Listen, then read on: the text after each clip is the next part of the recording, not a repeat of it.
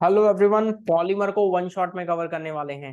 यदि अभी तक आप पॉलीमर के बारे में कुछ भी नहीं जानते तो भी आप ये पूरा वीडियो देख सकते हैं, क्योंकि वन शॉट यानी डिटेल्ड सेशन ही है। पॉलीमर का ड्यूरेशन बहुत कम रहता है ना, तो पूरा एक बार में ही सारा पढ़ा दूंगा और क्वेश्चंस भी लास्ट में कवर कर लेंगे। आइए तो सबसे पहले थ्योरी वाले पार्ट से शुरुआत करते हैं।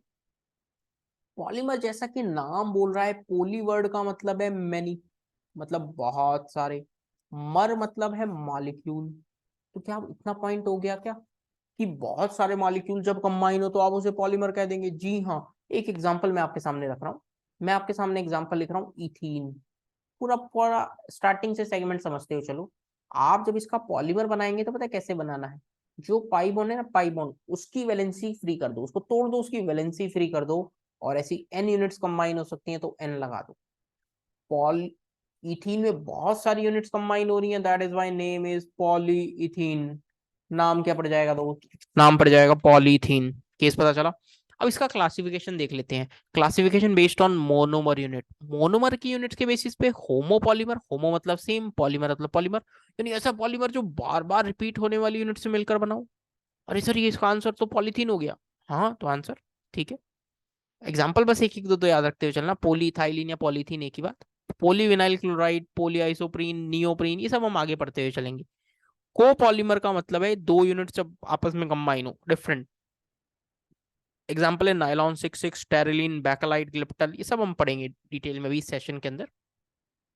नायलॉन 6 और 6 आपको ये बता रहा होता है 6 और 6 कार्बन का नंबर है। देखो, hexamethylene diamine 6 carbon, adipic acid 6 carbon, इन दोनों से कंबाइन करके जो पॉलीमर बनाया विच इज नायलॉन 6 और 6, नेम हो गया कोपॉलीमर, कैटेगरी ऑफ कोपॉलीमर। अगला based on source of origin, मतलब नेचुरल पॉलीमर जो प्लांट्स और एनिमल से ऑब्टेन्ड हो। दो चार एग्जांपल ध्यान रख सकते हैं।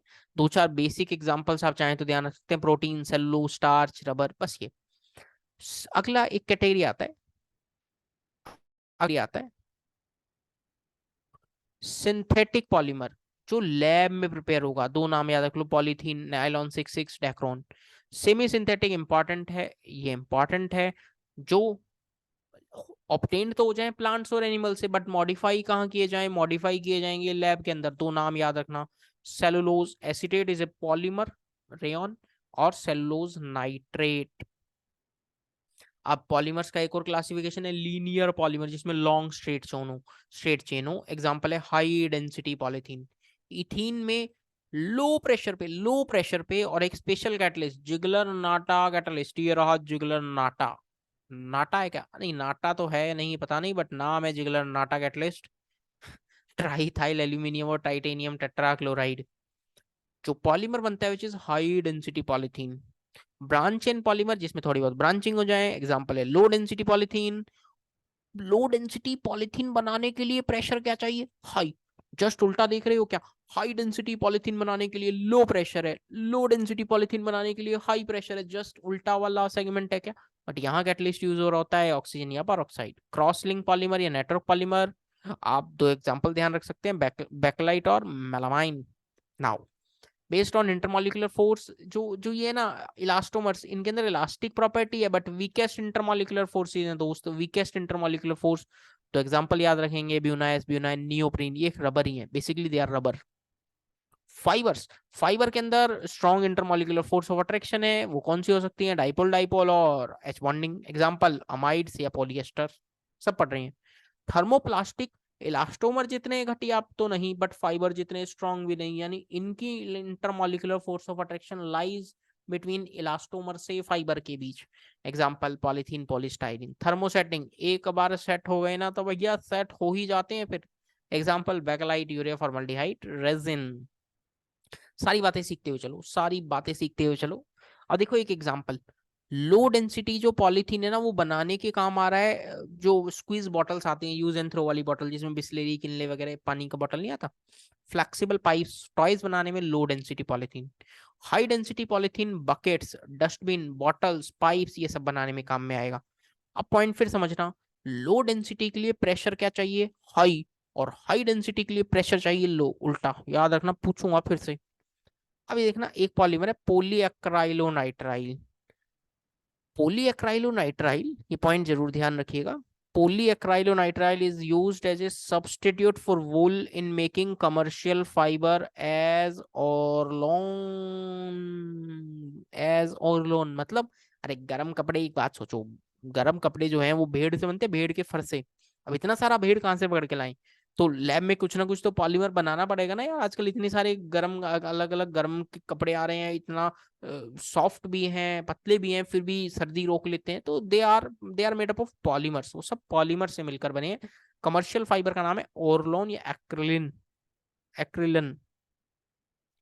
टेफ्लॉन इकलौता ऐसा पॉलीमर है जिसमें फ्लोरीन आता है। टेफ्लॉन इकलौता ऐसा पॉलीमर जिसमें फ्लोरीन आता है। और जान के अच्छा लगेगा, ये जो नहीं तो नॉन स्टिक बर्तन आते हैं, नॉन स्टिक बर्तन, ये उसी के अंदर ये टेफ्लॉन का यूज होता है। Coating of non stick coated non stick coated utensils, ध्यान रखिएगा। नॉन स्टिकी बर्तन में जो कोटिंग होती है वो टेफ्लॉन की हो रही होती है। एक एडवांस ने एक पॉइंट पूछा कि यार यहाँ पर जो कैटलिस्ट चाहिए वो एनसीईआरटी में लिखा है, मैं इसलिए एक बार बताता हुआ चलता हूँ, क्योंकि आप इसके अलावा एनसीईआरटी ना भी पढ़ें तो आपका काम चल जाएगा। पर सल्फेट कैटलिस्ट है जो एडवांस ने 2 साल बैक टू बैक पूछा, 2019 और 21, जरूर ध्यान रखना। रबर की कैटेगरी सुन लो अब। रबर है ना, रबर, इसका मोनोमर यूनिट, नेचुरल रबर का मोनोमर यूनिट जो बार बार रिपीट होगा वो है आपके पास आइसोप्रीन। आइसोप्रीन। आइसोप्रीन क्या है, ध्यान से देखो तो ब्यूटा 1,3-डाइन में, ब्यूटा 1,3-डाइन के सेकंड कार्बन पे मिथाइल लगा दिया क्या? आइसो, आइसो में ऐसा ही होता क्या? हाँ। तो अब यहाँ जीआई शो कर रहा है, तो जो उसका सिस वाला फॉर्म है ना, सिस वाला फॉर्म, उसी को नेचुरल रबर कहा गया है। Natural rubber is basically cis polyisoprene, ठीक है। और उसकी मोनोमर यूनिट जो बार बार रिपीट होगी विच इज आइसोप्रीन, जरूर ध्यान रखना। अब एक सेगमेंट है वल्कनाइजेशन। अब वल्कनाइजेशन का मतलब क्या है? भैया वल्कनाइजेशन में ना कुछ नया काम को ही करते हो आप। रबर के अंदर सल्फर मिक्स कर देते हो। रबर के अंदर किसका मिक्सिंग करते हो? सल्फर का। अच्छा, रबर के अंदर सल्फर की मिक्सिंग कर दो, जी हाँ, वल्कनाइजेशन। सिंथेटिक रबर का पॉइंट और समझना। सिंथेटिक रबर में ना 3 पार्ट हम पढ़ेंगे सिंथेटिक रबर में। एक है, पहला है नियोप्रीन, दूसरा है ब्यूना एन, तीसरा है ब्यूना एस। नेचुरल रबर में पढ़ लिया आपने। सिंथेटिक रबर में नियोप्रीन, इसका मोनोमर यूनिट दोस्त कौन सा है? इसका मोनोमर यूनिट है क्लोरोप्रीन। अरे प्रीन व्रीन छोड़ो आप, अभी मिथाइल आ रहा था, मिथाइल की जगह क्लोरीन आ जाए तो क्लोरोप्रीन। उस पॉलीमर का नाम क्या है? नियोप्रीन। कैसा रबर है? Synthetic rubber. सर कंफ्यूज हो गया। अरे पगलेट हो तुम। नेचुरल रबर का मोनोमर यूनिट कौन? आइसोप्रीन, ठीक है। सिंथेटिक रबर में 3 पढ़ने हैं, नियोप्रीन, ब्यूनाइन, ब्यूनाइस, तीनों सिंथेटिक रबर है। नियोप्रीन में बार बार रिपीट होने वाली यूनिट कौन? क्लोरोप्रीन, खत्म कहानी। ब्यूना एन एक सिंथेटिक रबर है जिसकी मोनो यूनिट है ब्यूटा 1,3-डाइन एंड एक्राइलोनाइट्राइल। ब्यूना इसमें जो रिपीटिंग यूनिट है ब्यूटा 1,3-डाइन एंड स्टाइरीन। अब समझना, मीन्स ने एक बार क्वेश्चन पूछ लिया कि यार ब्यूना इसमें S stands for styrene sulphur, ऐसे 2-3 ऑप्शंस लिखे। कितना आसान आसान क्वेश्चन पूछ लेते, कहते हैं एस स्टैंड्स फॉर सल्फर, कोई है स्टाइरीन है, स्टाइरीन। ये बहुत इंपॉर्टेंट है दोस्त, मैं लिखने वाला हूँ, महा इंपॉर्टेंट, महा इंपॉर्टेंट।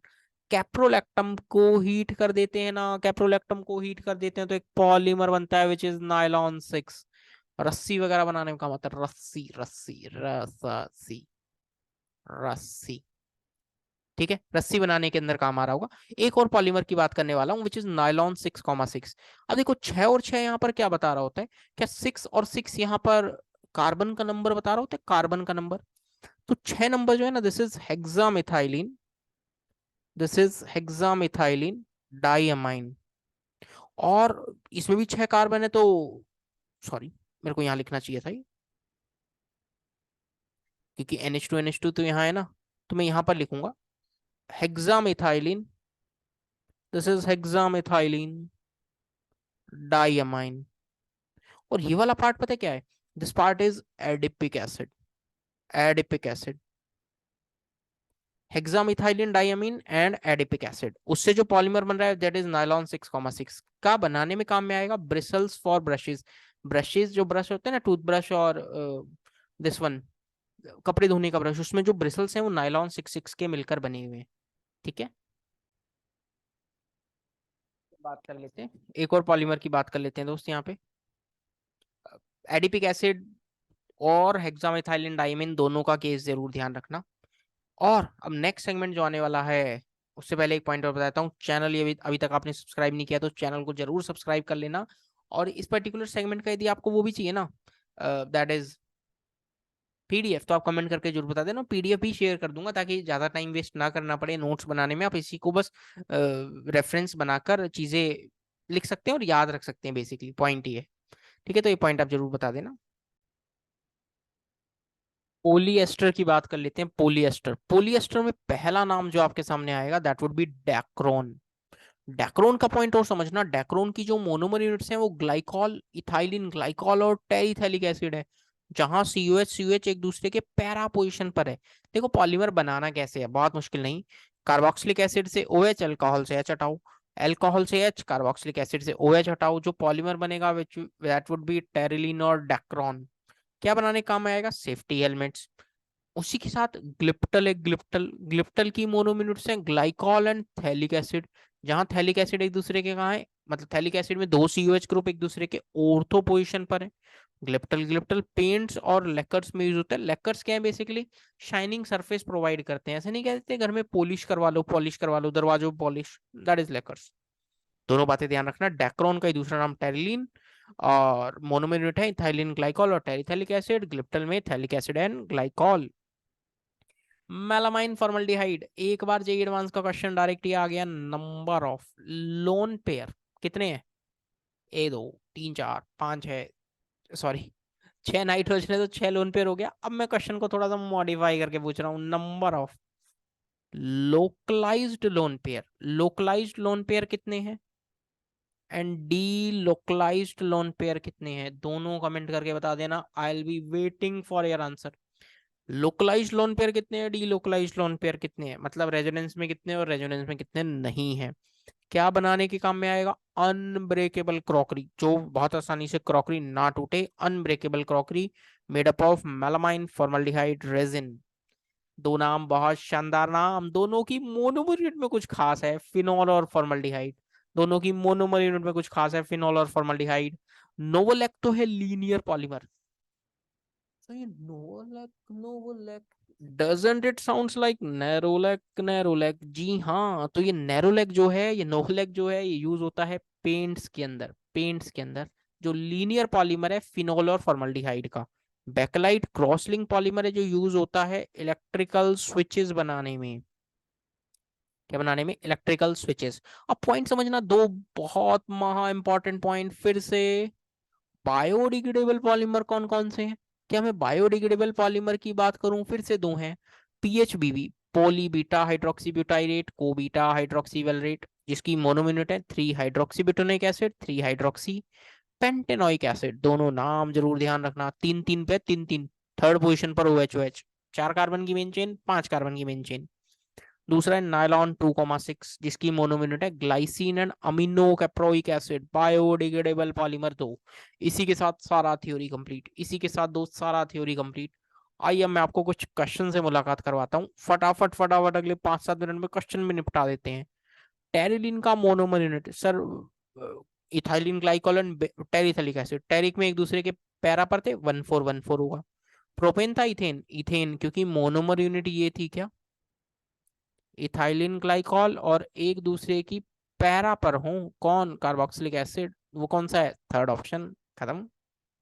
ये देखो, मैच करना है मैच। आप हर क्वेश्चन पहले खुद वीडियो पोज करते हुए करना। आप हर क्वेश्चन पहले खुद वीडियो पोज करते हुए करना। आइसो, नेचुरल रबर की मोनोमर यूनिट है आइसोप्रीन, आइसोप्रीन। अच्छा, तो सर नियोप्रीन की मोनोमर यूनिट थी क्लोरोप्रीन। ए का मैच टू से, ए का मैच टू से, ये आंसर नहीं हो सकता।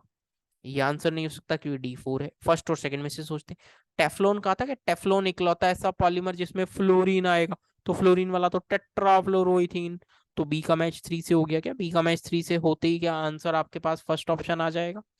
अब मैच कर सकते हैं। एक्लिन क्या है? ओरलोन, गर्म कपड़ा बनाना। अच्छा ये है क्या? जी हाँ। वल्कनाइजेशन में क्या करते थे दोस्त आप? मुझे, मैंने पढ़ा दिया है, अभी पढ़ाया था कुछ समय पहले ही इसी वीडियो में। कमेंट करके जरूर बताना कौन सा ऑप्शन करेक्ट होगा, नाम लिख देना। और आप सोचेंगे सर ये तो आसान क्वेश्चन है। मैं नहीं पूछ रहा, मैं नहीं पूछ रहा दोस्त, तुम्हारा मेंस पूछा हुआ है 2023 में, लास्ट ईयर का क्वेश्चन है। घबराना मत, ये करो। ये भी मेंस का लास्ट ईयर का क्वेश्चन है।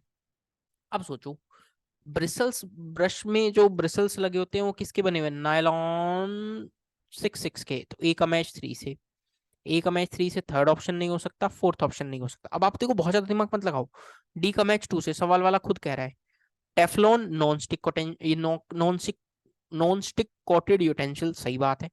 लो डेंसिटी पॉलिथीन, अरे लो डेंसिटी पॉलिथीन तो बनाने के काम में आता है टॉयज वगैरह, और हाई डेंसिटी बकेट, डस्टबिन, बढ़िया बॉटल्स, सी का मैच 1 से। हाँ, सी का मैच 1 से, बी का मैच 4 से, बी का मैच 4 से होते ही सेकंड ऑप्शन आंसर हो गया क्या? पता लगा क्वेश्चन को कैसे डील करना रहता है, थोड़ा सा सोचना रहता है बस। ये देखो, ये मेंस का क्वेश्चन देखो, मैंने आज काफी फोकस भी करवाया था इस पॉइंट पे कि एक जिगलर नाटा कैटलिस्ट आप यूज कर रहे हैं, जिगलर नाटा कैटलिस्ट, लो प्रेशर पे कौन सा पॉलीथीन बनेगा, हाई डेंसिटी या लो डेंसिटी? सर उल्टा है, उल्टा है। लो प्रेशर है तो हाई डेंसिटी पॉलीथीन, टिक कर दो ना आंसर। आप पॉलीमर से एक क्वेश्चन मेंस में आता है, एक क्वेश्चन नीट में आता है। सॉरी, एक क्वेश्चन मेंस में आता है, एक क्वेश्चन नीट में आता है। बहुत आसान है, इतना भी पढ़ लोगे ना यार, इससे बाहर कोई क्वेश्चन नहीं आता जितना मैंने सब कुछ पढ़ा दिया आपको। बार बार यही पार्ट आएगा। अभी सोचो, कैप्रोलैक्टम को हीट कर दो, कैप्रोलैक्टम को हीट कर दो इन प्रेजेंस ऑफ पानी, पॉलीमर बनता है जो रस्सी बनाने का काम आता है। सर हमें पता है कौन, नायलॉन 6, नायलॉन 6। बायोडिग्रेडेबल पॉलीमर दो बताए, बायोडिग्रेडेबल पॉलीमर सुनते ही दो नाम आने चाहिए, PHBB और नायलॉन 2, नायलॉन 6, दो नाम बस याद आने चाहिए। ग्लाइसिन और अमीनो कैप्रोइक एसिड जो मोनोमर यूनिट है वो नायलॉन 2,6 की है। खत्म काम, खत्म खत्म खत्म, टाटा बाय बाय। ना ना, वो वाला नहीं। चलो देखते हैं। आ देखो, एक दूसरे के ऑर्थो पर है टेरिथैलिक एसिड, तो इसका ये हो गया क्या, ग्लिप्टल। 2 का मैच 1 से, 2 का मैच 1 से करते ही आंसर फर्स्ट हो गया। अरे इतना आसान है जी, हाँ, बहुत दिमाग नहीं लगाना, फिर भी सोचो। ये फिनोल है क्या, फिनोल एंड फॉर्मल्डिहाइड, नैरोल है, नैरोल है, तो थर्ड का मैच 2 से। ये है बायोडिग्रेडेबल पॉलीमर PHBV। ये पॉइंट आप ध्यान रखना चाहें तो यूरिया और फॉर्मल्डिहाइड से मिलकर बना है, urea formaldehyde resin, urea formaldehyde resin, A का मैच 3 से हो जाएगा। आप यहां से आंसर देख सकते हैं। अरे देखो, मींस 2021 का क्वेश्चन है, नियोप्रीन, नियोप्रीन का मोनोमर यूनिट कौन था? सर क्लोरोप्रीन, क्लोरीन आना चाहिए, एक ही ऑप्शन में क्लोरीन आ रहा है विच इज फोर्थ ऑप्शन, तो आपका आंसर हो जाएगा फोर्थ। आपको यदि की पॉइंट्स भी पता है ना तो दोस्त आपको बहुत ज्यादा परेशानी नहीं होगी, आपको बहुत ज्यादा परेशानी नहीं होगी क्वेश्चंस करने में। उम्मीद कर रहा हूँ 20-22 मिनट मैंने लिए होंगे इस वीडियो को रिकॉर्ड करने में, ज्यादा समय नहीं लिया होगा। आपको पूरा पॉलीमर मैंने करवा दिया, पूरा पॉलीमर 1 शॉट के अंदर। जिसने स्टार्टिंग से पढ़ा है उसके लिए भी हेल्पफुल है, जिसने नहीं पढ़ा आज तक उसके लिए भी, और जिसने थोड़ा बहुत पढ़ रखा था उसके लिए भी। इतनी बातों करते हुए आप दुनिया की कोई भी किताब का क्वेश्चन लगा लो, आप मैक्सिमम क्वेश्चंस बना पाएंगे। अगला सेगमेंट जो रहेगा कल की क्लास में, नेक्स्ट क्लास में अनिरुद्ध वालिया यूट्यूब चैनल पे, वो रहेगा केमिकल बॉन्डिंग। तो पूरा सीरीज चल रहा है, चैनल को सब्सक्राइब कर लो, डेली बेसिस पे आपको पढ़ना है। होमवर्क मैं बता देता हूँ अब क्या करेंगे, वीडियो के डिस्क्रिप्शन में 2 सेगमेंट्स है, क्योंकि इनऑर्गेनिक अभी सभी लोगों के लिए परेशानी का चीज है, सर इनऑर्गेनिक याद नहीं होती, तो आप कुछ सेगमेंट्स तो जरूर याद कर लें। क्या क्या, पहला सेगमेंट जो बता रहा हूँ बस उतना कर लो। एक्सेप्शंस इन 1 शॉट, काफी सही वीडियो, इसमें काफी सारी चीजें बताई थी, आधे घंटे की वीडियो, आप इसको देख लो, सारी एक्सेप्शंस आपके कब्जे में होंगी। इनऑर्गेनिक कोई कहता है सर मुझे स्टार्टिंग से बताओ क्या क्या पढ़ना है, तो आप ये पूरा सेशन कर लो, इसमें सारी एक्सेप्शन वाली बातें जो बार बार वही आपको कंफ्यूज कर रही होती हैं। तो आप ये 2 सेगमेंट्स आप जरूर कवर करें, वीडियो के डिस्क्रिप्शन में लिंक अवेलेबल है, आप इसको कवर जरूर करना। सेशन कैसा लगा हो कमेंट करके जरूर बताना, पॉलीमर एकदम कब्जे में आ गया हो तो भी कमेंट करके बता देना, और कहा था ना बस ये कर लो, तो ये करने से आपका काम हो भी गया होगा। उम्मीद कर रहा हूँ सेशन पसंद आया होगा, अगले सेशन में मिलेंगे, टिल देन स्टे से, बाय बाय, टेक केयर, और चैनल को सब्सक्राइब करना ना भूलें। मिलते हैं अगली वीडियो में।